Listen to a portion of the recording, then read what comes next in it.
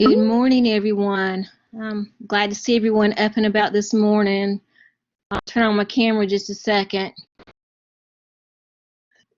Say hey to everyone. Hey, everybody.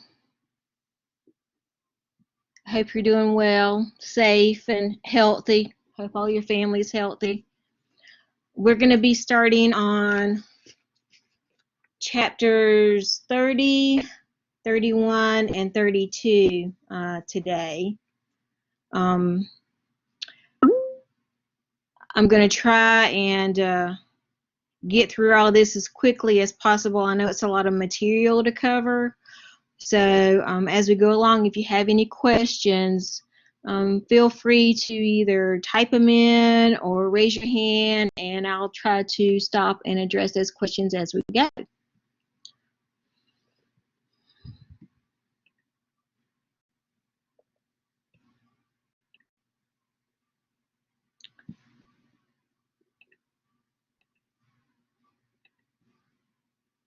Okay, so the immune response is hematopoiesis, manufactures and develops development of the blood cells. The lymphatic system is mature lymphocytes. The structures involved are bone marrow, blood, and the lymphatic system. So these structures, the bone marrow is soft tissue, fills the spaces of the interior of the long bones. We have red bone marrow and yellow bone marrow. You need to know between these two and what they do. Red bone marrow manufactures blood cells and hemoglobin, and then your yellow marrow manufactures blood cells under intense stimulation. And this is just a picture of where you find the spongy bone, the red bone marrow, and the yellow bone marrow. This is where you would find that at.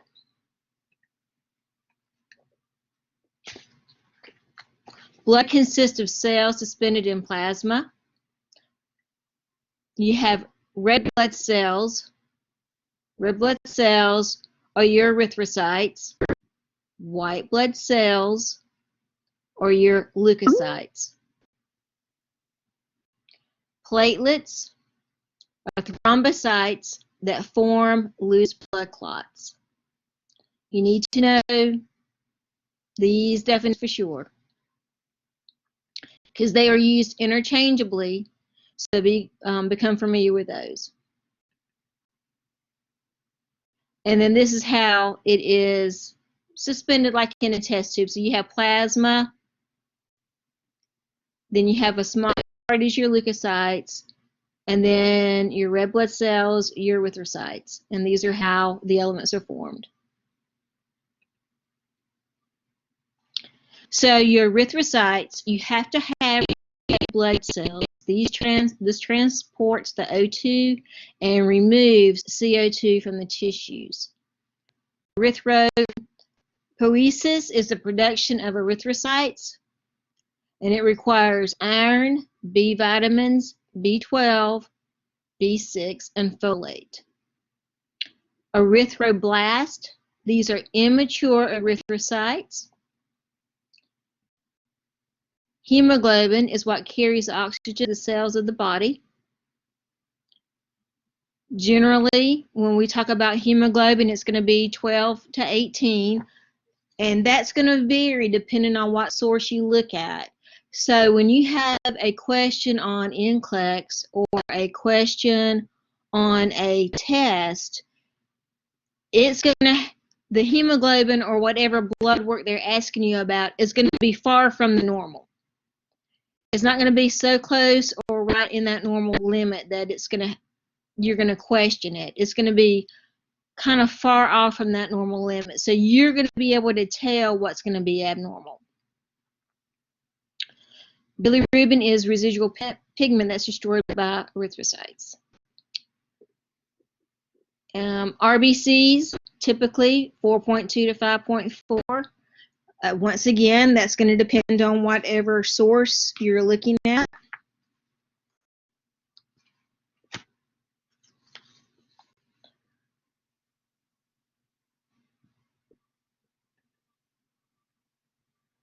your leukocytes, like I said, these are your white blood cell or your leukocytes, and they engulf invading microorganisms and cellular debris and manufacture antibodies. So typically, your white blood cell count should be between 5,000 and 10,000. If it is above 10,000, you're looking at a sign of infection. Leukocytosis is the increased number of leukocytes. Leukopenia is the decreased number of leukocytes. You have to know these terms, and you have to know these numbers. The lifespan for your leukocytes is 1 to 2 days.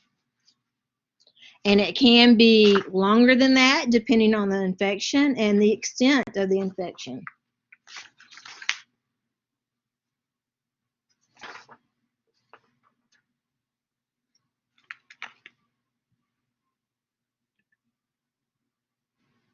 So this is just a little picture for those of you who like a visual context.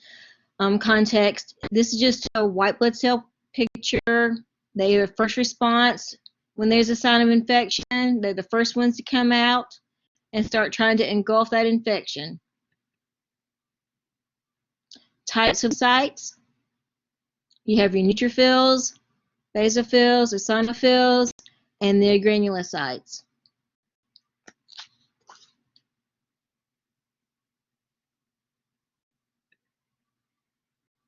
Platelets.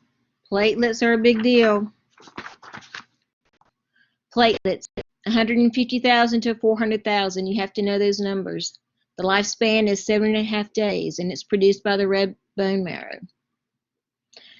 So your platelets go to the site of injury, whether it's a cut or a gash, a site of injury, and there they form a clot. And that clotting formation is what, of course, stops the bleeding. So if you don't have enough platelets, the patient's going to have a tendency to bleed. They could bleed heavily. So you have to look at the platelet count and be on top of that, especially with someone who's got some bleeding issues or something like that. You're going to have to look at those platelets and make sure that you have enough platelets to form a clot so they can stop bleeding. So that would come into play if they had low platelets and you had an IV in, and you go in there and you have to take that IV out. If they don't have enough platelets in their system, that IV site that you have removed the catheter from may bleed 20 minutes. So when you have someone who you're monitoring their platelets or their bleeding times or hemoglobin, you need to check those platelets before you do a procedure.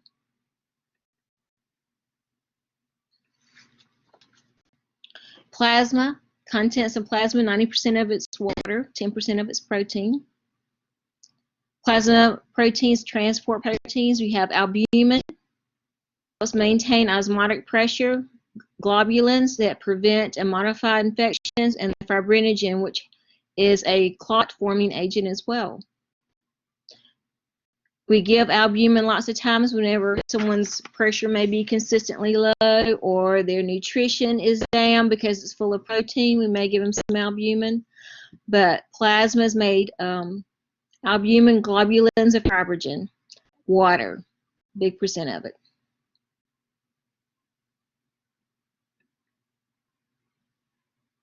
And here's just another little visual picture for those of you who like visual things. This is just fibrinogen, how it gets to the wound and starts to help aid in forming the clot. So your blood groups.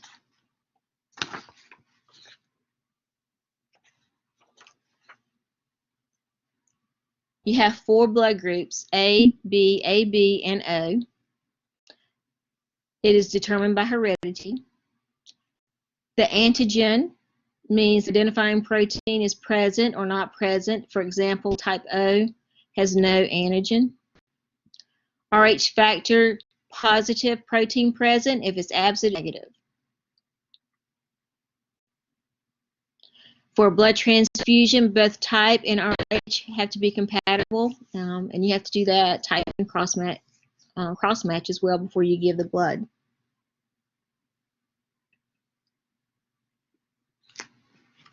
Here's just here's a link to a video about blood group compatibility. As you see here, you have your red blood cell compatibility table. You have your donor here, then your recipient here. So O negative recipient and the O negative donor can have the O. So when you get over here to the others, how it starts to change. So you're not going to have to know compatibility for your test, but you do have to know that you are going to have to do a type and cross match definitely before you give blood.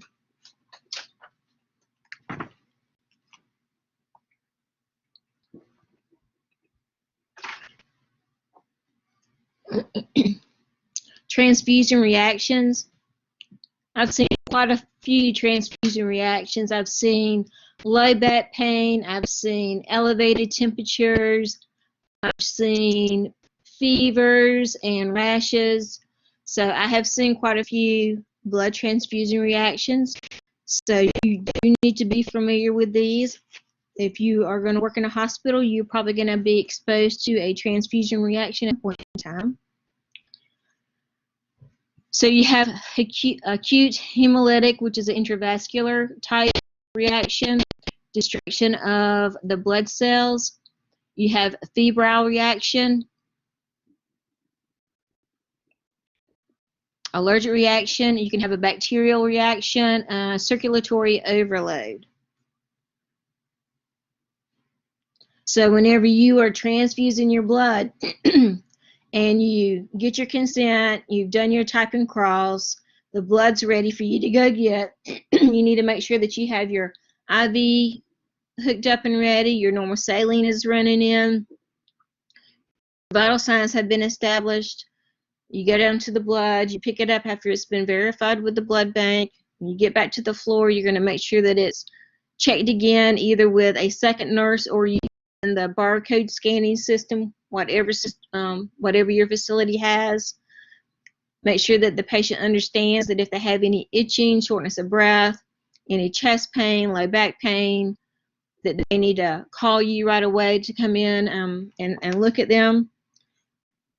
The RN in the state of Georgia, the RN has to be the one to spike the unit of blood, hang the unit of blood, and the RN also has to stay with the patient the first 15 minutes of the transfusion. After the first 15-minute vital signs are done by the RN, an LPN can then take over the care of that blood. That's for the state of Georgia. That's how that works. Blood must be transfused within a 4-hour period. It can't go 4 hours and 15 minutes, 4 hours and 10 minutes. It has to be 4 hours or less. If you have a infusion that's going of blood and the patient's IV site infiltrates, you have to get another IV started quickly because you have to finish that unit of blood. If you're not going to be able to finish that unit of blood, you're going to have to take it down and probably waste it after you call the blood bank and maybe go get another unit. But know that that blood has to be infused within a 4-hour period.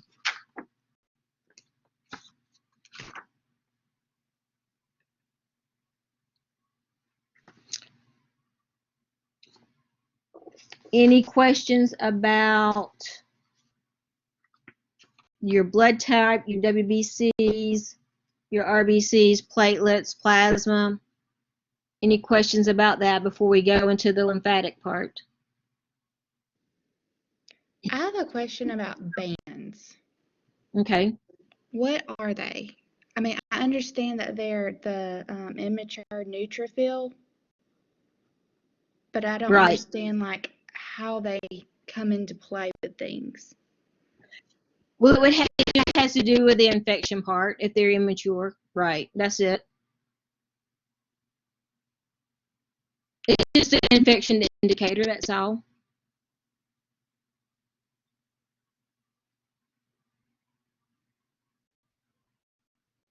That's just another part of looking at the signs of infection of what the number of bands are. But you're not going to have to know bands for NCLEX or your test.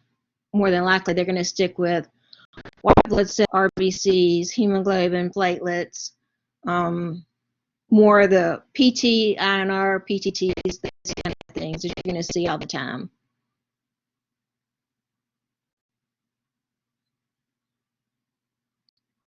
But that's just where the bands come into play. That's just another way of checking the checking infection, whether they're elevated or not.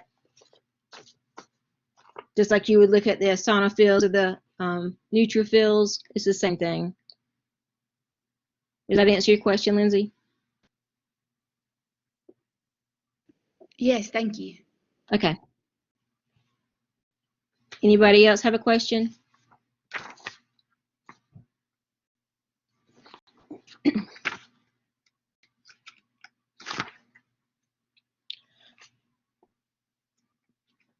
So your lymphatic system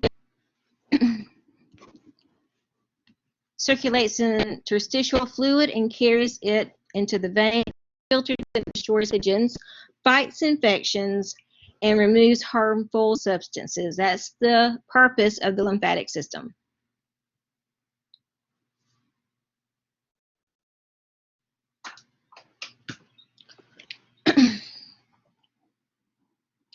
So components are the thymus gland, the spleen, lymph nodes, and lymph fluid. So these are components of the lymphatic system. Yes, you need to know what they are and what they do. So just review this so that you'll have that information. When you're going over a health history,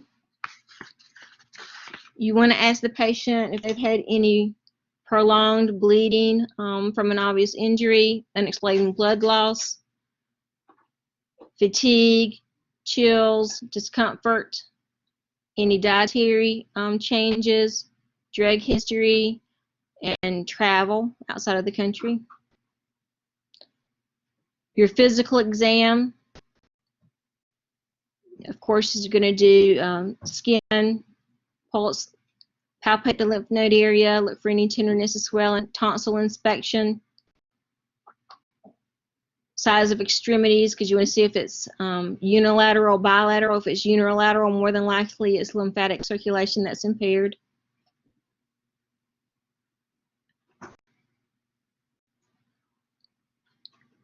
Your diagnostic test, blood sampling, of course, you're going to look at a complete CBC. You're going to look at your hemoglobin, your prothrombin time, fibrinogen levels. You can do a bone marrow aspiration.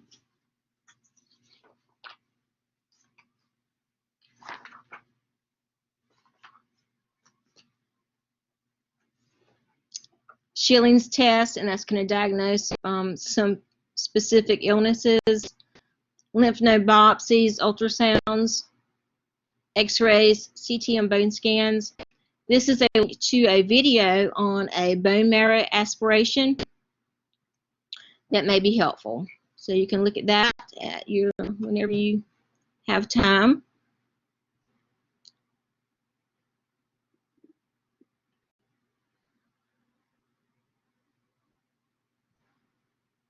Any questions about the introductory part that we just went over before we get into the disorders? And I am going to try to have some type of voice-over PowerPoint for you to kind of help you guide with studying for your test. But I'm going to try to get that this weekend for you and out by hopefully the beginning of the week if I can. So we're going to go through these slides pretty quick. This is chapter 31. This is the Hematopoietic system. And we're going to start first with anemia. So anemia, blood loss, inadequate erythrocyte production. So that's inadequate red blood cell production. Destruction of formed red blood cells. Deficiency of necessary components. And this is just another video that you can watch if you like for that.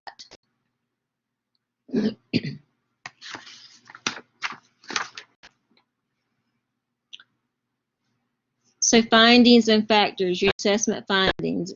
You're going to look at that RBC count, see what those RBCs are, if it's low. If it's low, you may have some orthostatic hypotension. The patient may have a thready pulse.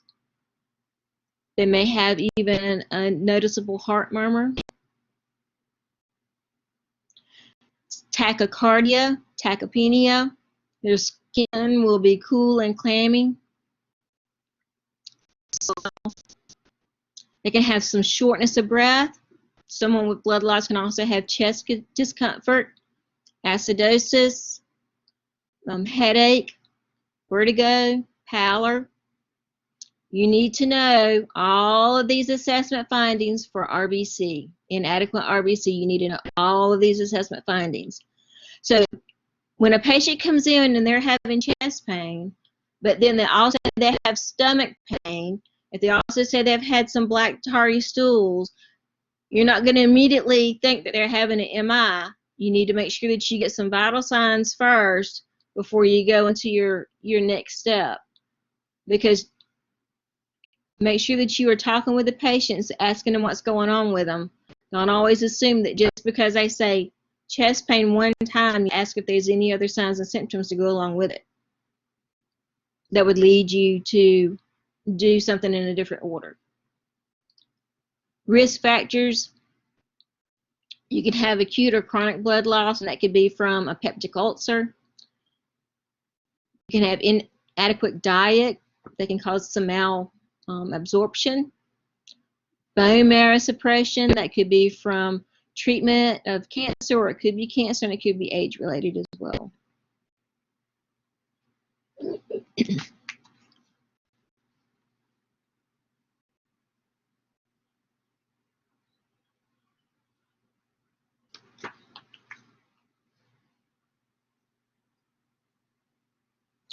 So hypovolemic anemia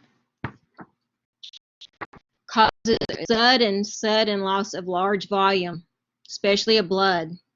It could be a chronic loss of blood over a long period of time too, as well, like a slow bleed from an ulcer that's in the stomach.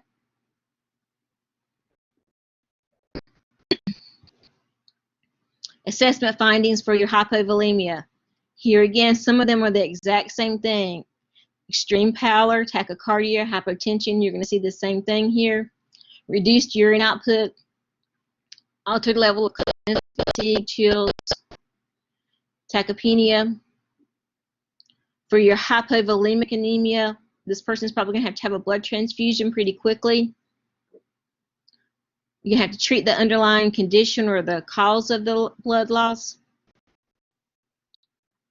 Give them some oral IV or IM iron to restore that hemoglobin. That may be a factor too, especially if it's someone who has a chronic blood loss from, like I said, an ulcer that's always constantly bleeding or something like that. You have to give them some extra iron to help build those blood cells back up. They may also have a Thready Pulse as well. That urine output that we're talking about, that reduced urine output, it's going to be, less than 30 milliliters an hour, of course, and that is going to lead to decreased renal perfusion. And then make sure that you're looking at that level of consciousness as well too for someone who is suffering a hypovolemic anemia.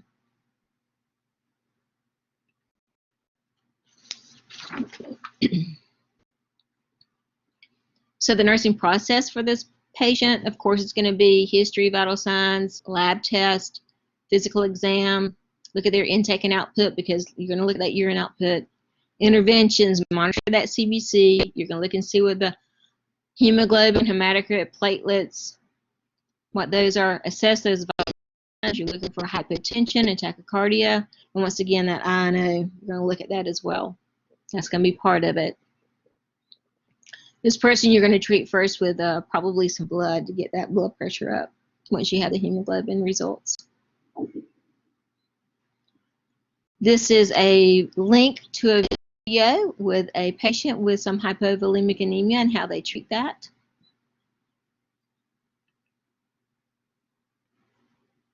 Any questions about hypovolemic anemia before we move on?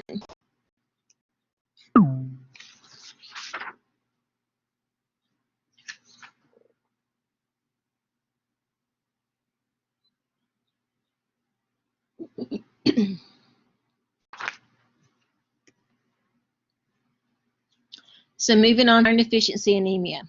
So this is insufficient iron to produce hemoglobin. Your assessment findings here: reduced energy, cold, fatigue, shortness of breath with minor physical exertion. They're going to be tachycardic again, even at rest. Decreased hemoglobin and hematocrit, and serum iron levels will be low as well. So foods high in iron, we're going to encourage the patient to eat a lot of organ meats and food that are high in iron.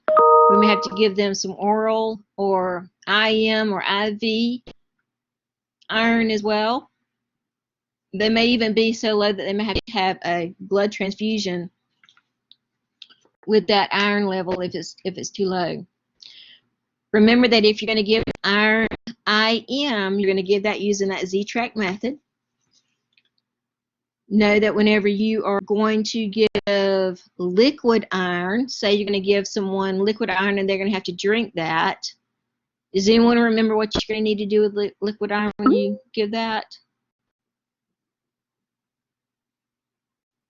Remember that you have to dilute that liquid iron and make sure that you have the patient use a straw, because liquid iron will stain their teeth.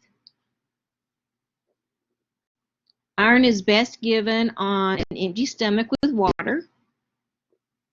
And if you have to give it anything else, orange juice increases the absorption of iron if need be. And iron can cause dark tarry stools, so you would have to look for those things too as part of your nursing management.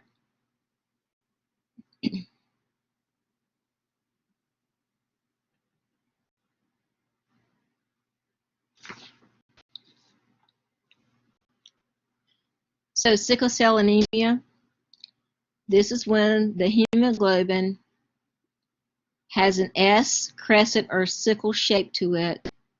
And because of that, there's an inadequate supply of oxygen in the blood. But remember that the RBCs, the hemoglobin, pick up the oxygen as it circulates. Well, this particular hemoglobin has that S or sickle shape to it, so it does not adequately pick up that oxygen to help it circulate. Sickle cell is a hereditary condition. It causes vascular occlusion in the small vessels, and that decreases the blood and O2 to the tissues, and that's what leads to the pain.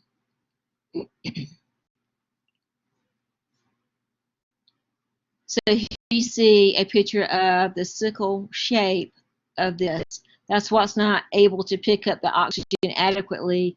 That's what causes the vascular occlusion and the pain. So initially, you're going to start out with your health assessment, your history, your vital signs physical assessment, evidence of any dehydration, because it's very, very important to encourage the patient to stay well hydrated. They need to drink a lot of fluids to help prevent or decrease a sickle cell crisis. You're going to assess their pain, their risk for infection. You're going to assess that as well. Administer prescribed analgesics. When these patients come into the hospital, we give them lots of IV fluids to start with. We monitor their pain with opioids, usually some Dilaudid IV. We're going to give maybe even some Toradol.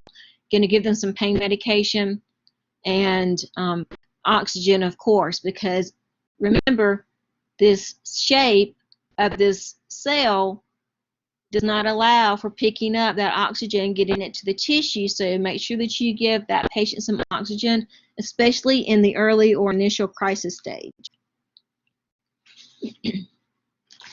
On page 522 in your book, there's a client and family teaching.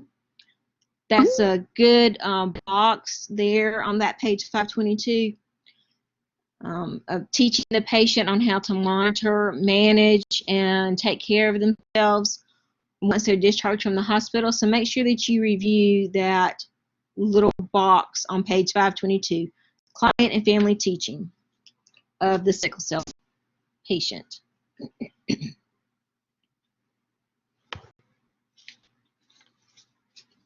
So your hemolytic anemia, chronic mature erythrocyte destruction. So these red blood cells are breaking down. They're not mature. They haven't developed into a full blood cell. They're broken down. They have not come to maturity yet. Assessment findings for these patients: they're going to be jaundiced. They're going to have enlarged spleen. They may even develop some shock because of that. You're going to be able to see these immature or premature erythrocytes, destructive erythrocytes, using a microscope as well. So management for these patients could be steroids, blood transfusions. They may even have to remove the spleen because that could be what is causing the premature erythrocytes, is the spleen. So you're going to look at their health history, supportive care, medications.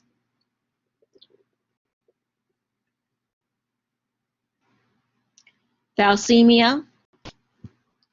This is a hereditary condition. It's a type of hereditary hemolytic condition. Types of alpha thalassemia and beta thalassemia, you have two types. Assessment findings is going to be Cooley's anemia, which is going to cause a bronzing of the skin. These patients may also have an unexplained fever when they first are diagnosed. They may have an unexplained fever. That's going to be part of your assessment findings as well. Medical management is just going to be depending on the symptoms of the patient to determine how you're going to manage them. So that may require some transfusions to help manage that condition. Bed rest, protect the patient from infections, and monitor closely during their blood transfusions.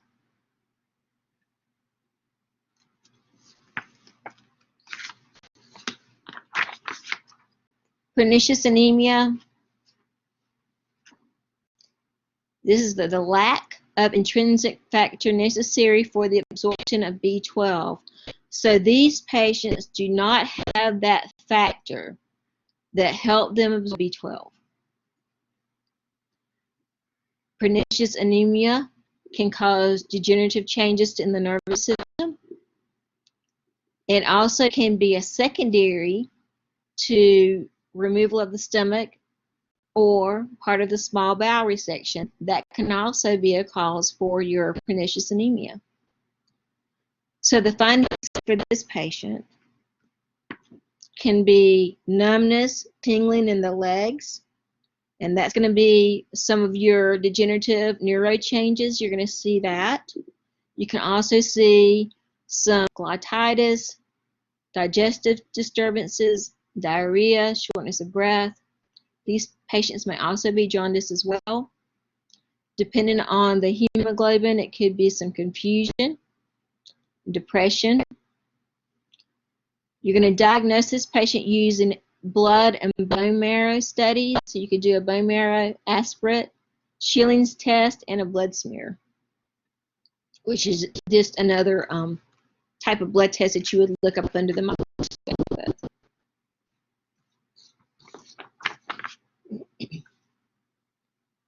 Management for these people is going to be some B12, whether it's IM or orally. They're going to get some B12 for sure. As far as your nursing management goes, know that a lot of oral and frequent oral care is going to be necessary. You may have to assist the patient with some ambulation, encourage get up and move, and teach the patient about the administration of B12, because that is something they may have to have on a monthly basis, is an injection of B12. They may have to have that every month for the rest of their lives, because this pernicious anemia doesn't go away. So they're going to have that medication because they can absorb the B12.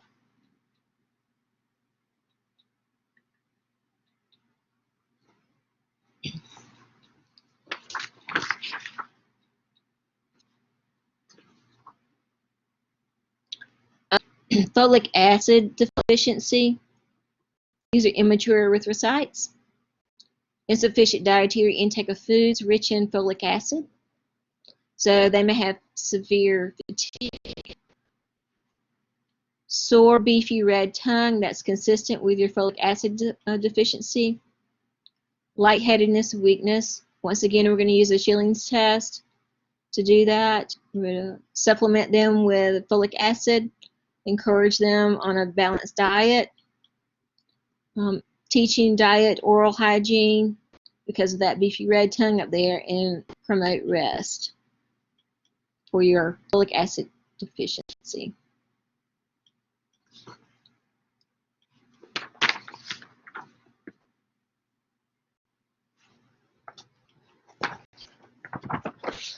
So erythrocytosis, polycythemia. This is an increase in circulating erythrocytes and leukocytes. So they have an abundance or an overgrowth of red blood cells. The cause of this is unknown. So the patient may have some fatigue, a lot of an exertional dyspnea. They may have that because they have overproduction of those red blood cells, so you have more blood than what you need. So when you look at that person's H&H, that hemoglobin may be 20 or 22. So that hemoglobin is going to be abnormally high. So then you're going to go in and do some other testing, do further evaluation of the patient, and if they are having some shortness of breath, over fatigue, you may just have to do a phlebotomy, which means we're going to go in and we're going to remove at least 1 unit of blood. Maybe at least 1 unit is all they're going to do at the time, and remove a unit of blood, bring that person's hemoglobin down to a reasonable level. So this person's going to require frequent hemoglobin tests to see what their hemoglobin range is, because I'm going to have to bring that down. So this is elevated red blood cells, as we talked about. Their platelets and white blood cell counts are elevated as well. They may have abnormal serum and uric acid levels as well. But you're looking up for that elevation, and especially the hemoglobin and red blood cell count is what you're going to be looking at for these patients. I've had a few patients in ICU that we've had to do phlebotomies on because of polycythemia.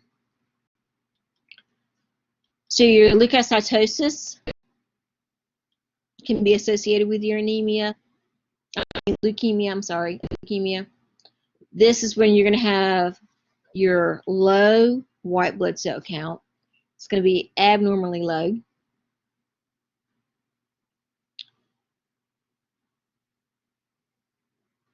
They can have severe anemia, infections, fatigue, easy bruising, fever, enlarged spleen and lymph nodes, plus some external and internal bleeding. So we may treat them with some anti-neoplastic drugs and look at that with the bone marrow as well, stem cells. You have 4 types of leukemia: ALL, AML, CLL, and CML.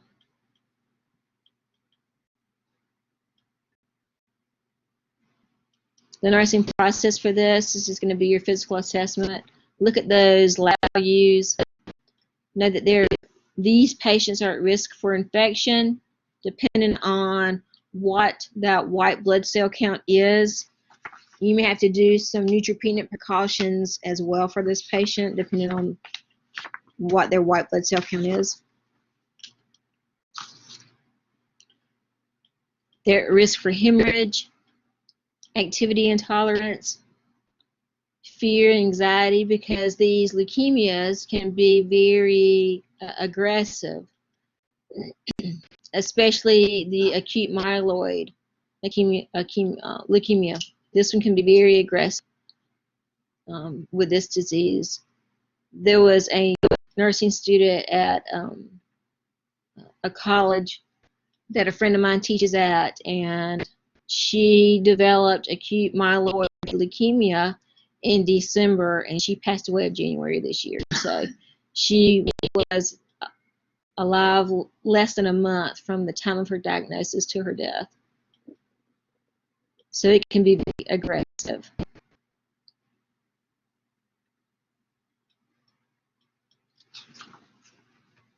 Multiple myeloma, a malignancy involving the plasma cells. The osteoclast breakdown in the bone cells resulting in increased blood calcium.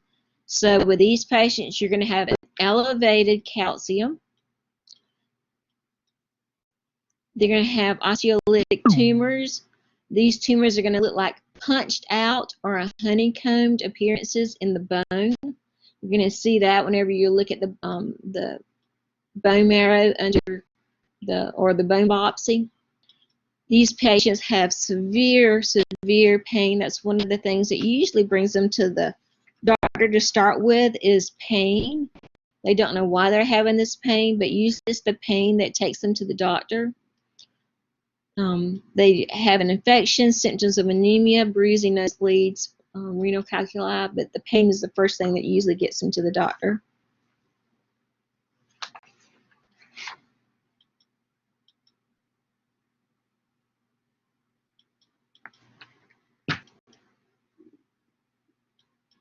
And we're going to do some bone lesion studies, look at that serum calcium. Like I said, that serum calcium level is going to be elevated. Look at the bone marrow aspirin as well, and that multiple myeloma. Know that they're going to be at risk because they have this pain, pathological fractures. So they may have a fracture that occurs in an arm or ankle or foot, and they have no idea how they broke their bone or how the fracture happened. And between the pain and an unexplained fracture is some of the reasons why they, how this is discovered or how this is diagnosed.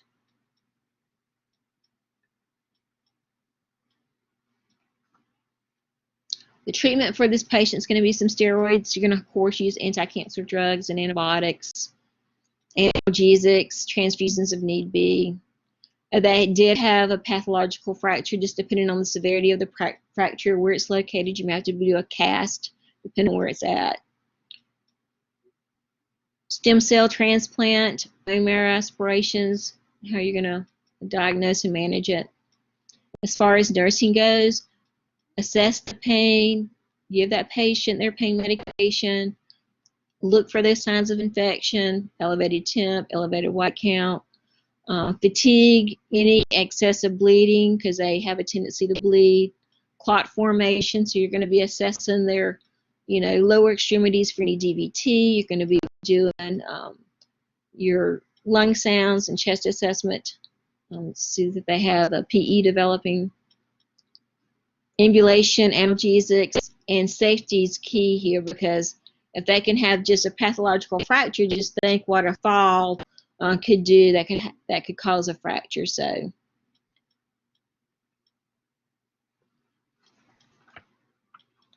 a granulocytosis, this is a decreased production of your neutrophils, basophils, and eosinophils, fatigue, fever, chills.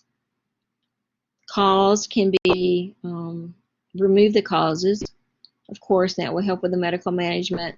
Drug assessment, protective isolation, visitor restriction if need be, because they're going to be at risk for these opportunistic infections. So they may have to be on some neutropenia precautions.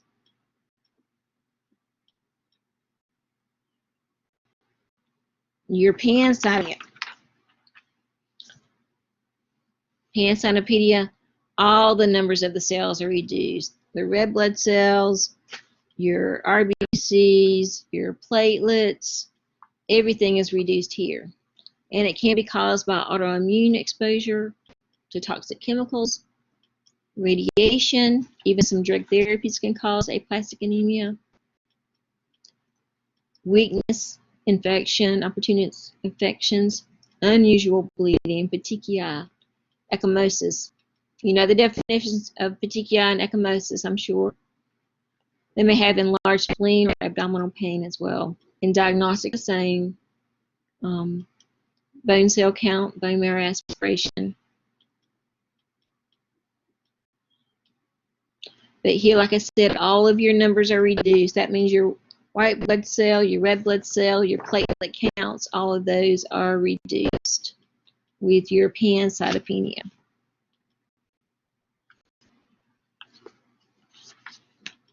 So how do we take care of these patients? Withdraw any causative agent, especially if it's something that a drug or medication that caused it. You may have to give them some transfusions. You may have to add some additional antibiotics, especially if they have a opportunistic infection. Stem cell transplant if need be.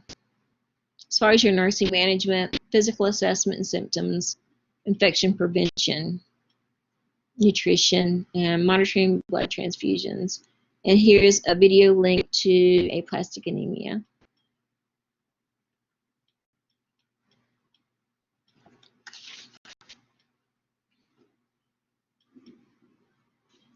So you have cytopenia, another one of your coagulopathies.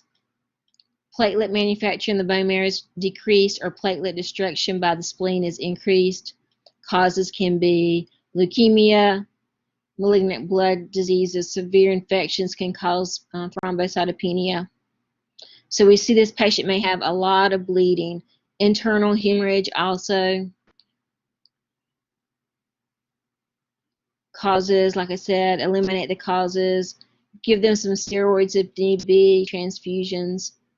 Splenectomy, especially if they've determined that's the spleen that's causing the problem, they're going to remove the spleen. Minimize bleeding. Look for any adverse drugs reaction, and be sure to taper the steroids because they might have to be on steroids for quite a while.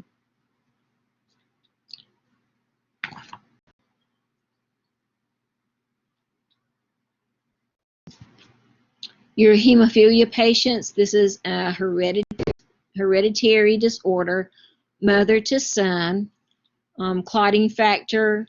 These patients do not have the ability to clot, so they may have oozing, a cut or gash or something like that that just oozes continuously, up to they may have severe bleeding. They may even have bleeding in the joints that would be very painful, so they may have bleeding in the joints for your hemophilia patients.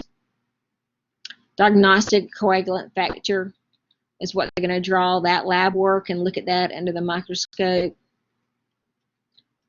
For these patients, we may have to give some fresh frozen plasma that will aid their clotting factor. Fresh frozen plasma may give that clotting factor that they need. Health history, vital signs. Encourage the patient to prevent any trauma or injury. Minimize any bleeding. Reduce pain or discomfort. Remember, because we said they may have some bleeding into those joints that could be painful. And teach ways to prevent further episodes.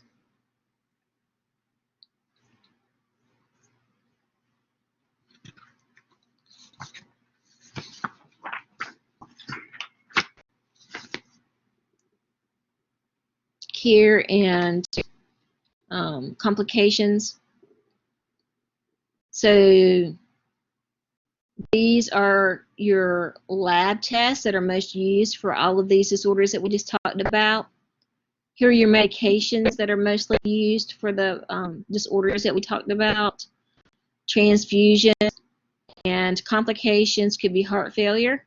So remember that blood transfusion has to go in less than 4 hours.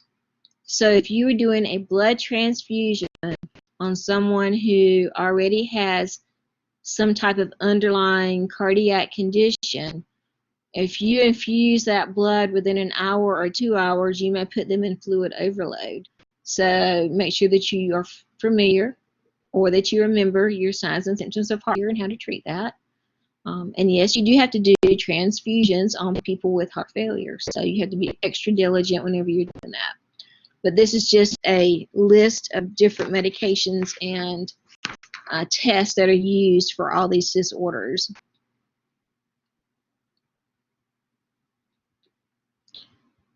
So if you have a patient that's admitted with anemia, what are some nursing interventions that you could do for this patient?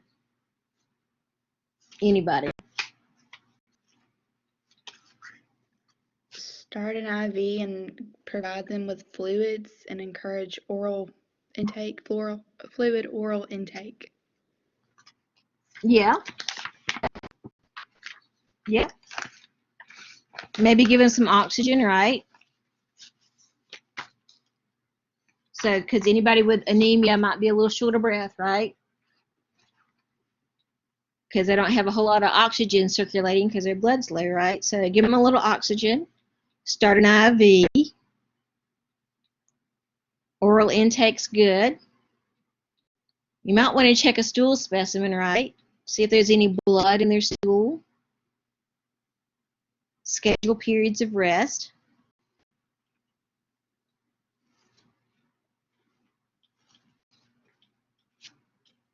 Those are some helpful things you can do with someone with anemia.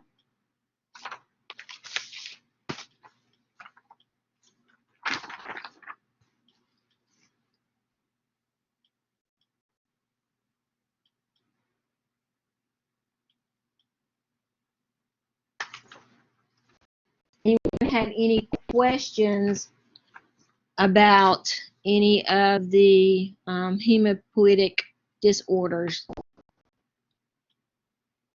Focus on what's different. Whenever you're looking at all these, you see that there are a lot of signs and symptoms that are exactly the same. Tachycardia, tachypnea, those kind of things are the same. And some of the tests are the exact same. So what you're going to focus on to tell the difference is what's different. So whenever you're taking your notes or you're making your cards, your flashcards, or you're doing your concept maps, highlight or underline what is different about these disorders, because there's so much that's the same. And then what are your nursing interventions? Are the nursing interventions the same? Because they'd be the same. And if they are, see what if there's a nursing intervention that's different.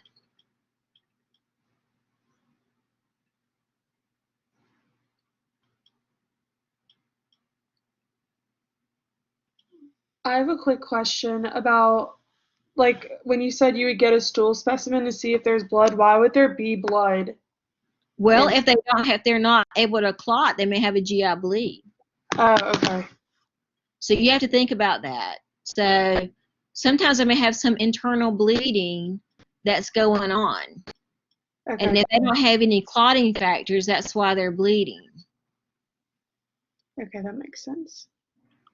And also, say if your patient's getting iron, can you tell the difference between that dark tarry iron stool and melena, or a dark black stool, a stool that's coming from a bleed that's coming from the low intestine? Sometimes that's hard to tell the difference. Okay. So if they have a dark stool, you want to know, well, is that related to their iron, or do they have a bleed? Okay, thank you. That clear that up? Mm-hmm. Okay. Any other questions?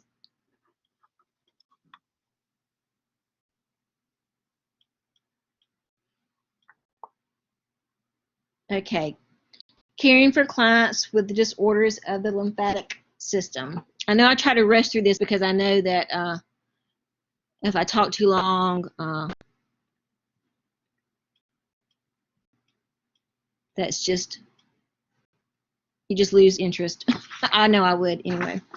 So anyhow, we'll just keep going because this is the next, these are just 16 slides here. There's not very many, so it won't take but just a few minutes to go over these. So your lymphatic system. your lymphatic system. Here is a PowerPoint, I mean not a PowerPoint, a video explaining the different parts of the lymphatic system. As you see, you have cervical nodes, axillary nodes, mesenteric nodes, iliac nodes. You have a lot of nodes, different areas for the lymphatic system there.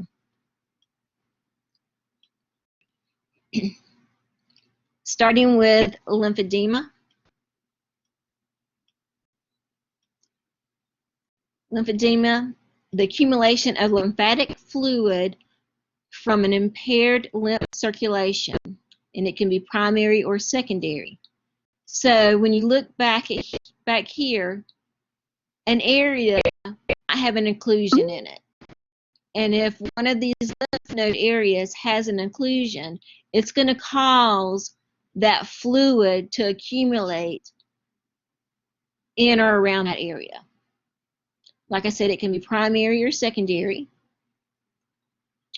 Assessment findings, swelling of the infected area. The skin's going to be tight. It's going to be very hard. Yes, it's going to be extremely firm. And that may even have some weeping or oozing from those sites as well. We just treat it symptomatically. So you may have to elevate the extremity. Compression sleeves or stockings may help compress that fluid. So as nurses, we have to do a complete skin assessment, especially on the affected area. Exercise the affected area. Elevation. Help the patient get that compression stocking on and off. And emotional support too. This, as you see, you can have lymphedema in the lower and in the upper extremities. So you can imagine how self-conscious that person is who has these enlarged limbs whenever they're out in public. So you can imagine how they would need some emotional support for that. Lymphogitis, lympheditis. These are streptococcal in nature.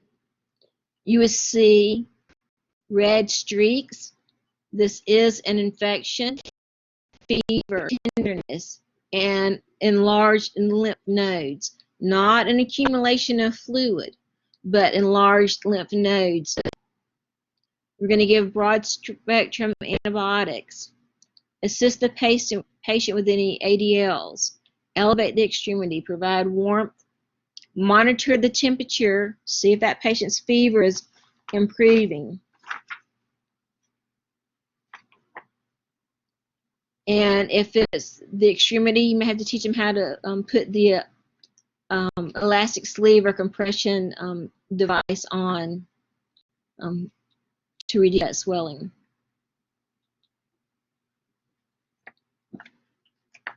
Mononucleosis. This is an infection. It is related to the Epstein-Barr virus. You obtain it by direct contact. Fatigue, fever, sore throat, headache, cervical lymph node enlargement, oozing tonsils, pharyngeal swelling.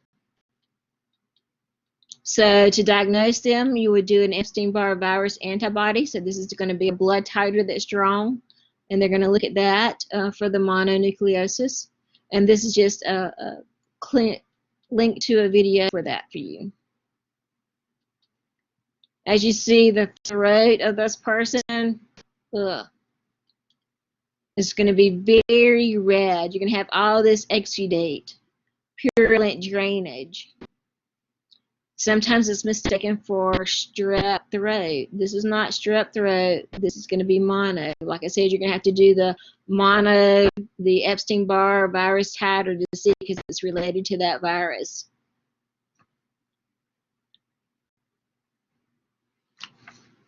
Management's going to be analgesics, antipyretic therapy, acer fluid intake, steroids and antibiotics possibly.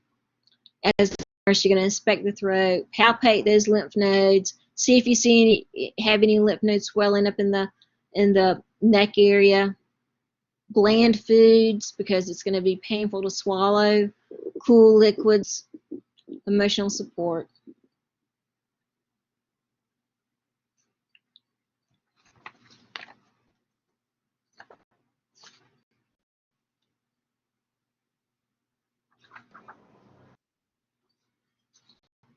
Lymphoma.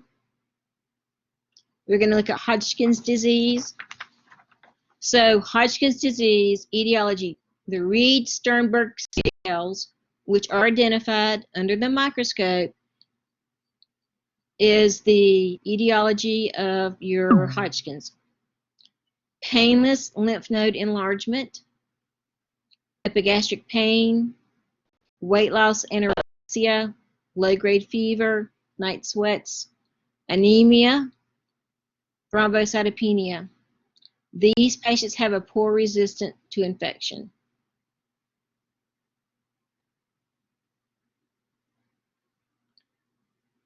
You're going to obtain a good history, see if there's any mononucleosis in the past.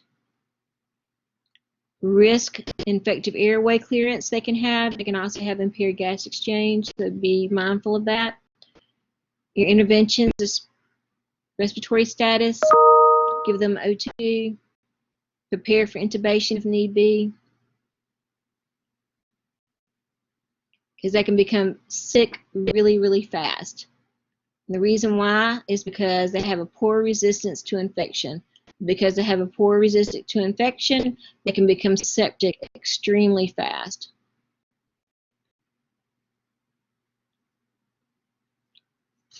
We're going to look at their Cbc Chemistry Test. We can do bone marrow aspirations and biopsies. There is staging to this.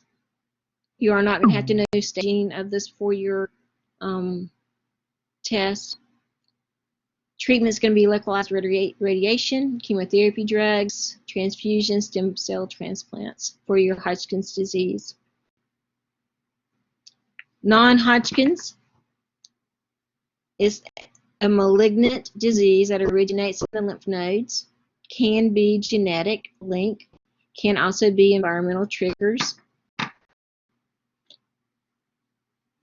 Indolent or aggressive, that's a classification for non-Hodgkin's. They have lymph node enlargement, lymphoid tissue biopsies to help stage. Here again, you're going to have radiation and chemo treatments, bone marrow transplants. As nursing management, we're going to be monitoring or assisting with the chemotherapy and radiation therapy.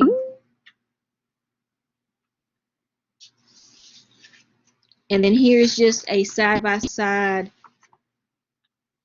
of your Hodgkin's and non-Hodgkin's to kind of help you see the differences and the similarities between the two.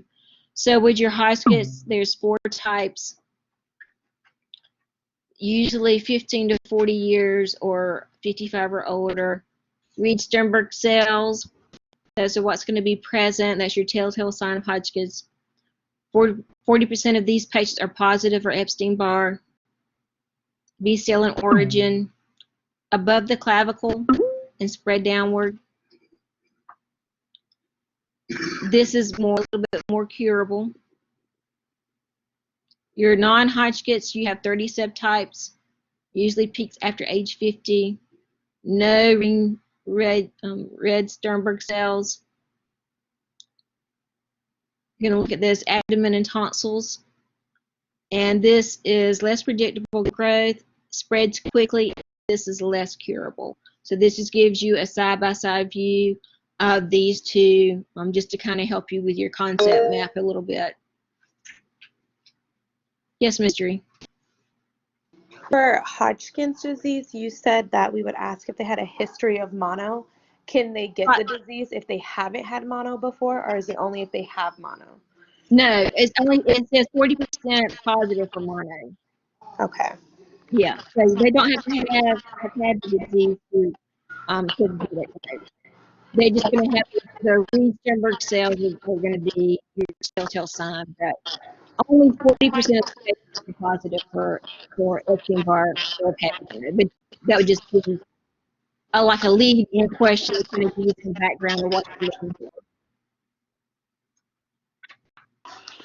Okay, thank you.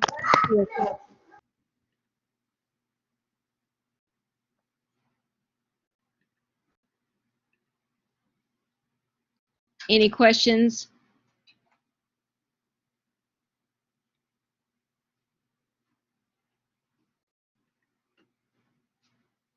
Anyone have any questions?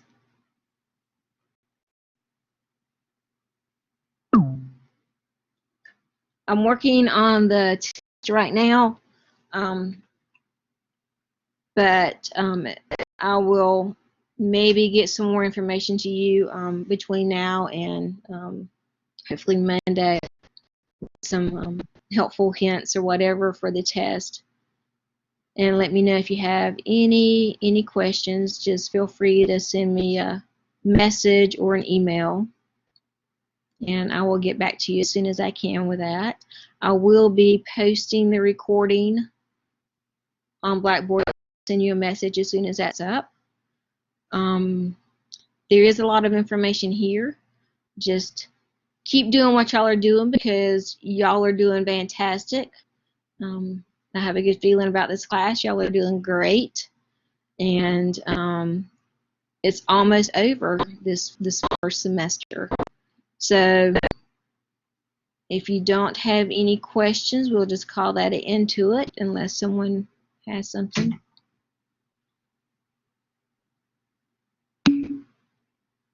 All right, guys. So I will hopefully talk to you guys soon, and I'll let you know whenever I have this posted up. So y'all have a great day. Take care of yourself and your families. Stay healthy. Stay healthy, please, guys. Y'all stay healthy and do everything you can to stay healthy. And don't feel free to reach out to me if there's anything I can do to help you, all right? Bye, guys.